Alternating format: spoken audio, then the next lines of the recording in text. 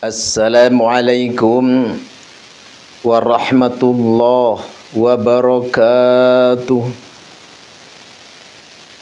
Alhamdulillahilladzi arsalahu bil huda wa dinil haqqi liyudhhirahu 'alad dini kulli walau karihal musyrikun.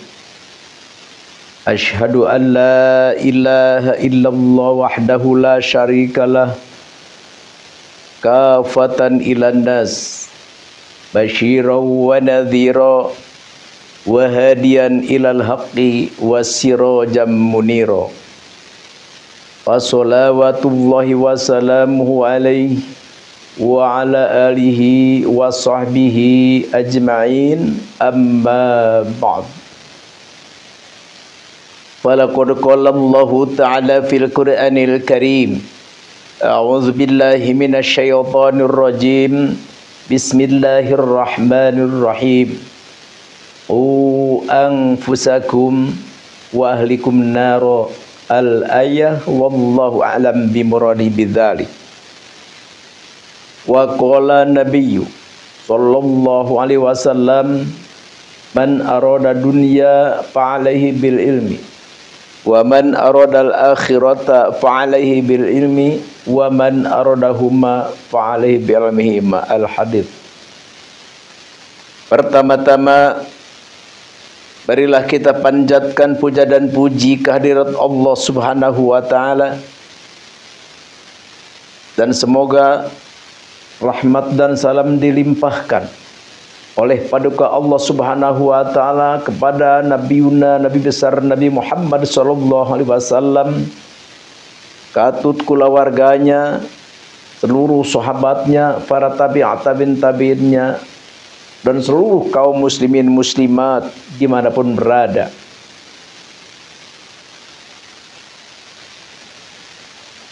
Terutama wa khususon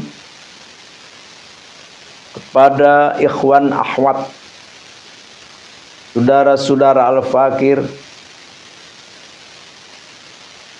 dari kalangan sepuh, juga seluruh para kaula muda yang sangat al-fakir cintai.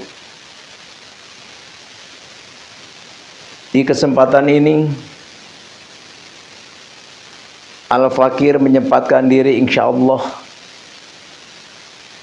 mau sedikit berbicara tentang masalah polemik yang sangat mengganggu, yang sangat meresahkan, tidak enak didengar, tidak nyaman dilihat. Oleh karena itu perlu kita tahu dan perlu kita punya prinsip harus seperti apa dan harus bagaimana dan apa ini yang sebenarnya. Kita diramaikan dengan adanya polemik nasab, yang mana masalah ini adalah bukan rahasia lagi.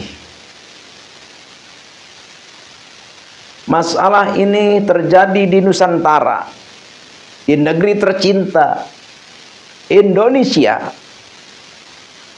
milik kita bersama. Tapi sekarang telah mendunia, internasional, mengetahui, menyimak, menyaksikan, dan mengawal masalah ini. Subhanallah.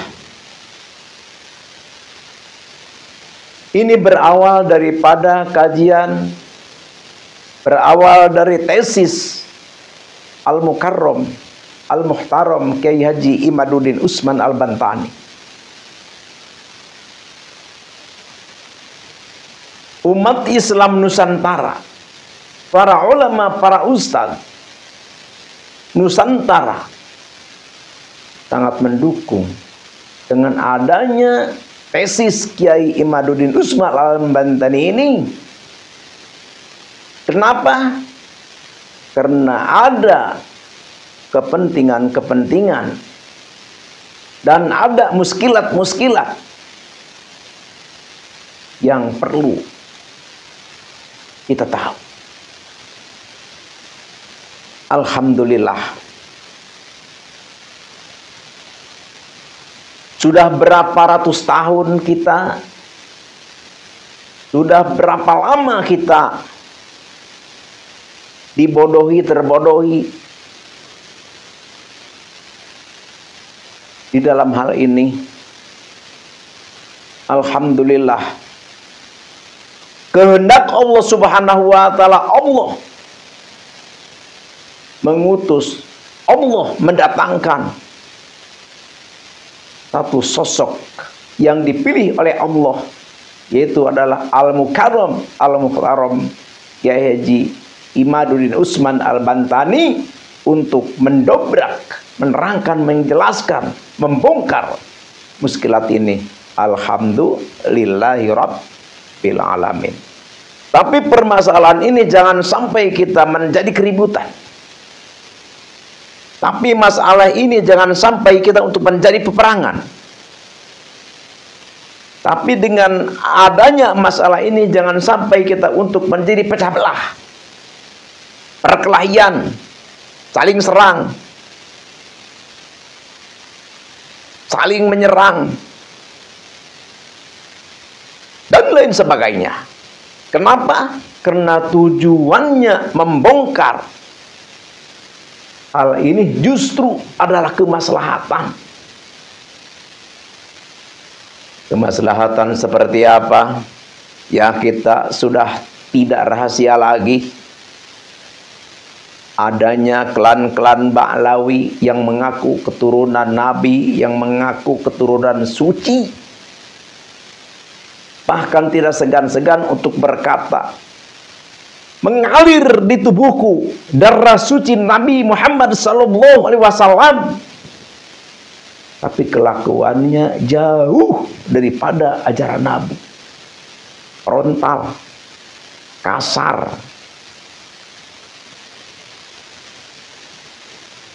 sama sekali tidak mendidik anak bangsa. Sama sekali tidak ada yang bisa dipetik kemanfaatan darinya. Na'udzubillahi min dzalik. Dengan adanya fenomena seperti ini, maka muncullah satu sosok Kiai Haji Imaduddin Usman Al-Bantani, yang mana beliau adalah punya keinginan untuk menggali, menelusuri apakah benar klan-klan Ba'lawi ini keturunan Rasulullah. Ya, sebenarnya sih beliau tidak ingin jauh, cuman ingin tahu benar apa tidak. Cuman seperti itu aja. Kalau memang benar ya udah benar, tapi kalau tidak ya harus diakui tidak. Cuma masa iya darah Rasulullah, masa iya duriyah Rasulullah berperilaku seperti itu? Cuman itu aja. Jadi tidak ada niat berbagai macam, tidak ada sebenarnya. Jadi ini tesis kajian murni, hanyalah eksperimen keingintahuan saja, seperti itu. Oleh karena itu tesis ini sangat kuat, didukung oleh jutaan umat, bukan di Nusantara saja, tapi di seluruh dunia, terutama yang beragama Islam. Alhamdulillah, ini adalah suatu anugerah, ini adalah suatu rahmat bagi kita semua. Kenapa? Ya, orang yang tidak memikirkan nusub nasab, orang yang tidak memikirkan tentang sejarah, ngaji terus, ngaji dan ngaji, fikih, tauhid, tasawuf, akikah, torekat, al-hikmat, terus bergulat di situ saja. Dengan adanya tesis Kiai Haji Imaduddin Usman Al-Bantani, jadi kita tercerahkan dan kita berbalik ingin mengetahui tentang sejarah Islam kita. Alhamdulillahi Rabbil fil alam. Di sini Al-Fakir satu ingat firman Allah, atau ingat satu firman Allah yang berbunyi, A'udzu billahi minasyaitonir rajim. Bismillahirrahmanirrahim. Ud'uuhum li'abaihim wa aqsatu indallah. Panggillah manusia-manusia itu dengan panggilan bapak-bapaknya. Jadi artinya begini. Jadi kalau kita memanggil manusia atau menisbatkan sesuatu orang itu harus kepada orang tuanya asli atau ke atas daripada orang tuanya. Misalkan dari bapak, aki sampai ke atas. Ini adalah perintah Allah. Jangan sampai kita menisbatkan, menyenderkan keturunan kita bukan ke bapak kita atau bukan ke atas dari bapak kita. Maksudnya bukan keturunan kita. Fa illam ta'lamu abahum, tapi kalau kita tidak tahu siapa dia itu bapaknya, maka fa ikhwanukum fiddin wa mawalikum, maka sebut saja itu adalah saudara. Tuh, jadi kalau kita tahu orang itu anak siapa, seperti Zaid, anaknya Luqman, misalkan panggil kita, ya Zaid bin Luqman, ta'al kesini. Kalau kita tahu. Bagaimana? Misalkan ada yang ke kakinya, kakek maksudnya ya, ada yang ke kakek, kan kadang-kadang gini, wah nih ke bapak misalkan agak kurang enak karena ada sesuatu gangguan apalah misalkan, atau misalkan kakek kita lebih masyhur atau lebih berilmu atau lebih mulia atau apalah alasan kita, bisa kita ke kakek. Tafaul, jadi hal tafaul ini nggak apa-apa. Tuh, jangan sampai kita malah Kiai Haji Imaduddin Usman Al-Bantani menyenderkan binnya ke kakeknya yaitu Utsman. Wah geger, wah katanya bin Sarman aja kok diganti dengan kata-kata lain. Iye, ada yang begitu. Nggak apa-apa. Jadi menyenderkan kita bin kepada kakek, nggak apa-apa. Nggak apa-apa. Dibolehkan dalam agama. Yang tidak boleh itu kita mengaku bapak, mengaku keturunan yang bukan keturunan kita. Itu tidak boleh. Oh, tapi kalau kita memanggil orang yang tidak tahu siapa bapaknya, maka panggil saja, itu adalah saudara. Contohnya misalkan ada orang namanya Muslim. Muslim, saudaraku ke sini. Seperti itu. Tuh, tadi kalau kita tidak tahu tentang hal keturunan tentang bapaknya, maka walaisa alaikum junahun bima ahtatum bih, maka tidak berdosa. Jadi seperti begini, kita dengan beberapa tahun ini kita tidak tahu bahwa Pak Lawi itu bukan keturunan Nabi. Kan nggak tahu kita. Kita meyakini, menganggap bahwa mereka itu adalah keturunan Nabi. Tidak berdosa karena kita tidak tahu. Tapi kalau kita sudah tahu karena adanya tesis Kiai Haji Imaduddin Usman Al-Bantani bahwa mereka bukan keturunan Nabi, terus kita meyakini bahwa mereka itu keturunan Nabi, maka kita berdosa. Haram hukumnya kita menganggap bahwa itu adalah keturunannya setelah adanya penjelasan bahwa itu bukan keturunannya. Seperti itu. Tuh, jadi ini sudah benar-benar ittifaq. Jadi ittifaq bagaimana? Ya, satu, melalui kitab, berbagai macam kitab. Karena kitab dari abad keempat sampai abad ke-9 awal, rentan waktu 550 tahun, 550 tahun kurang lebih. Hilang. Sejarah tidak ada Ubaid itu yang menerangkan bahwa itu adalah anak Ahmad bin Isa.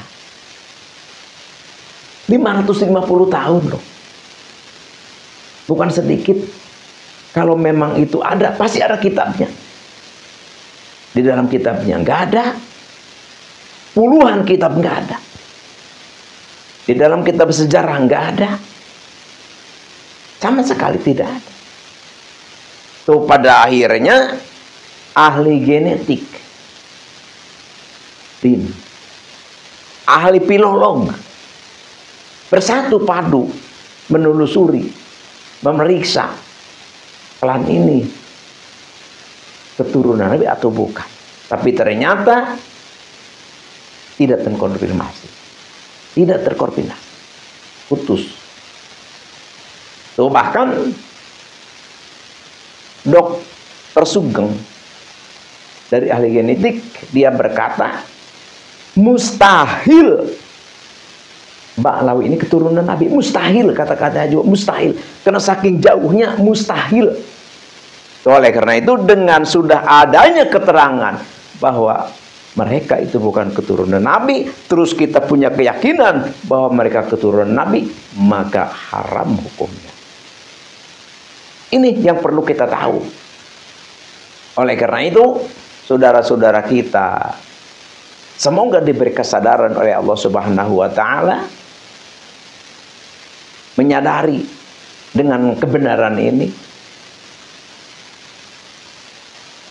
Jadi para ahli genetik, ahli DNA, sudah banyak dari klan mereka yang sudah dites DNA. Dari Indonesia, juga dari Yaman sendiri, 180 lebih yang sudah dites DNA dari berbagai macam suku ya, dari Ihab, dari berbagai macam. Itu kan ada nama-nama itu. Ada Syihab, ada Al-Atos, ada berbagai macam. Jadi semua yang sudah dites DNA semuanya tidak nyambung ke Rasulullah Shallallahu Alaihi Wasallam. Dan menurut ahli filolog sama. Jadi ahli filolog itu ada suatu ahli yang mampu untuk mendeteksi kejadian-kejadian di masa lampau.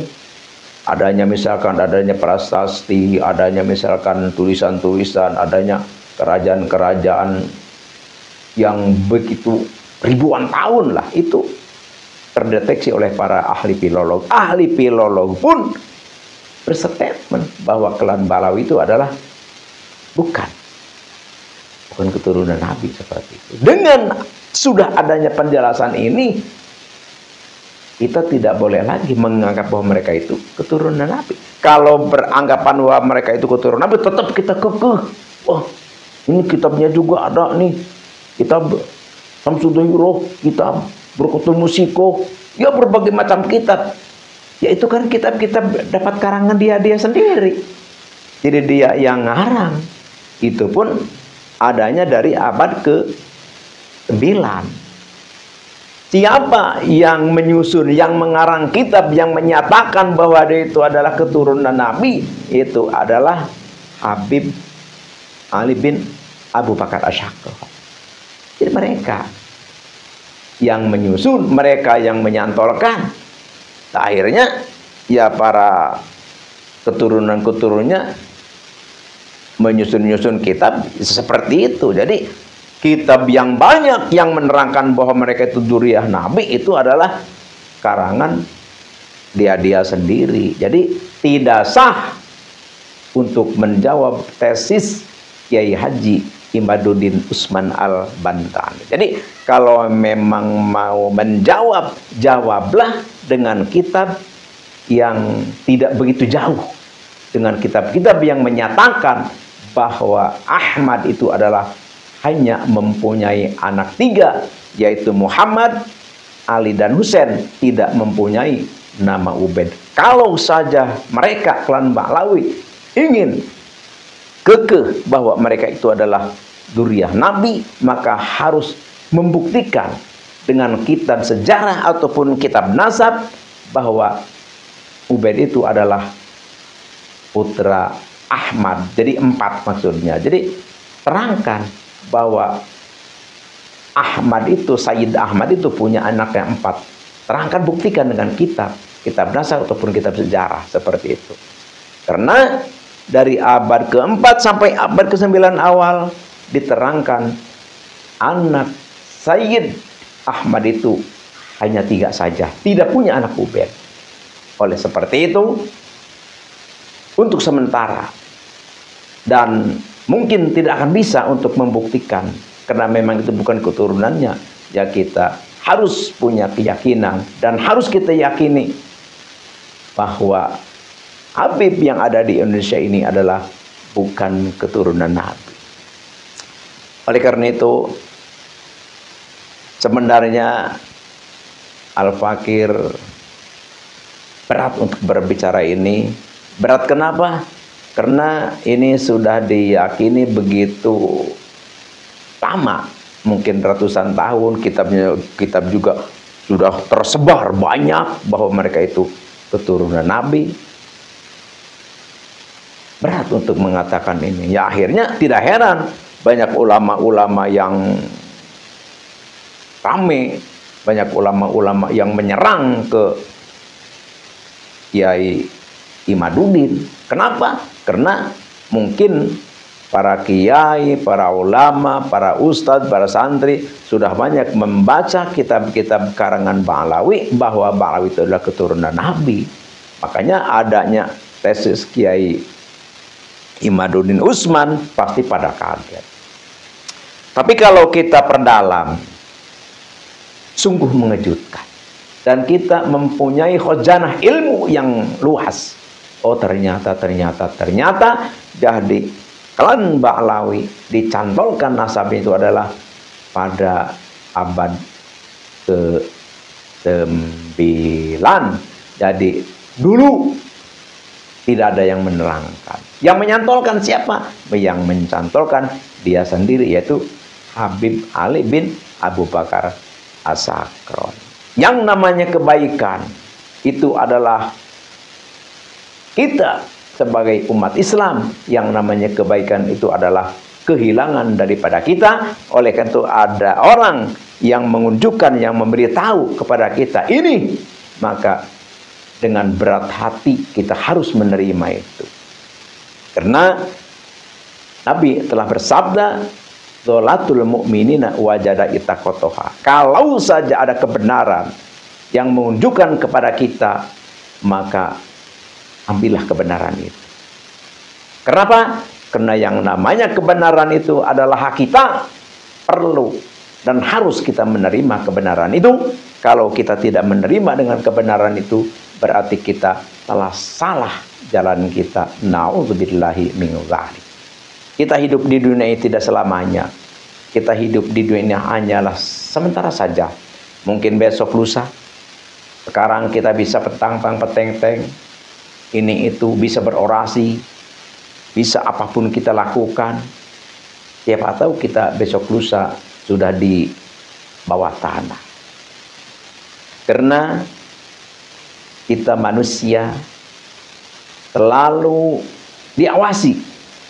Kita berada dalam genggaman malaikat pencabut nyawa yang ditugaskan oleh Allah Subhanahu wa Ta'ala. Oleh karena itu, Nabi bersabda memperingati kepada kita, "Aksiru hadhimil ladzat." Perbanyaklah mengingat mati. Karena dengan banyak memperbanyak selalu kita ingat kepada kematian, insya Allah kita akan terjaga daripada kemungkaran dan kemaksiatan. Oleh karena itu, perlu kita mengejar dunia, tapi jangan lupa kita tentang akhirat. Artinya apa? Ya karena kita saking menjaga kehormatan, menjaga kewibawaan, menjaga kemuliaan, sehingga kita berani mengorbankan akhirat.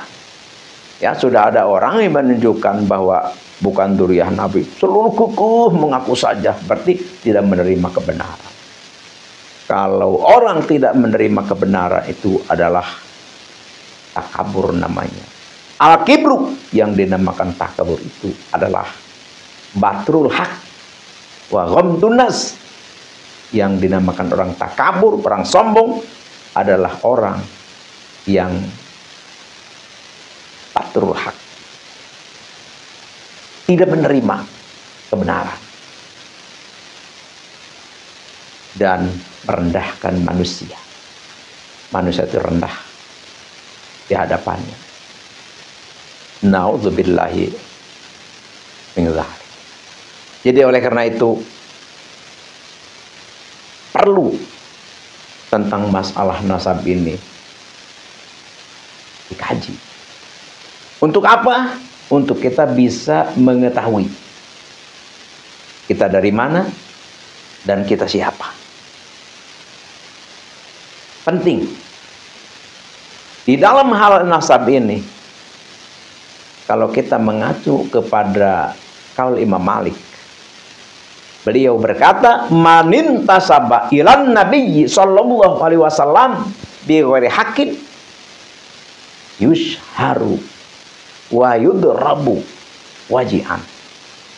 Seandainya ada orang yang mengaitkan nasabnya kepada Nabi tapi bukan keturunannya maksudnya, maka yushhar,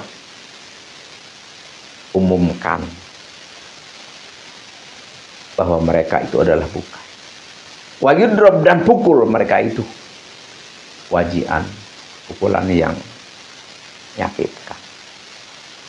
Tuh makanya dulu ada orang membuat silsilah nasab, langsung dipajang di tembok, terus kelihatan oleh Habib, oh itu silsilah siapa? Saya.